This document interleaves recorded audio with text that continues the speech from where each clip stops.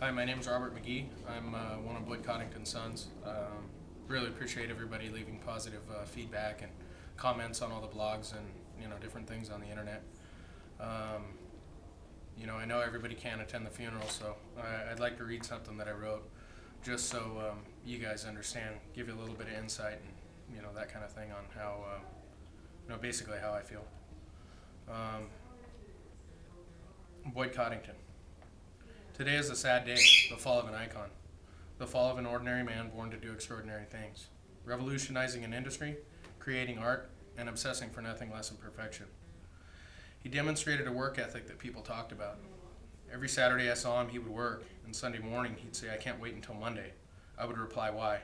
He would smile and say, "There's a lot of work to be done, and I'm excited because I love what I do." One of the most memorable things to me is every time his phone rang, he'd say, hang on, this might be the big one." I think everyone wishes they loved what they do half as much as him. Can you imagine after 30 or 40 years of doing the same job and him being just as captured as the first time he saw a hot rod as a boy? He was. When I saw him in the hospital, one of the last things he said was, "Who's going to take care of the Boydster?" And I told him I would. If that doesn't demonstrate a level of passion, what does? When people pass away, some try to measure a man in his life by his accomplishments and contributions. This man's accomplishments and the cars that were his art have and will impact people for as long as there is love for automobiles, their restoration, beautification, and customization. If there is a bar, he raised it and continued to carry it upward with him on his rise to the top for his entire career. His contributions measure in different ways. Providing beauty to your fellow man is an interesting task, but was met.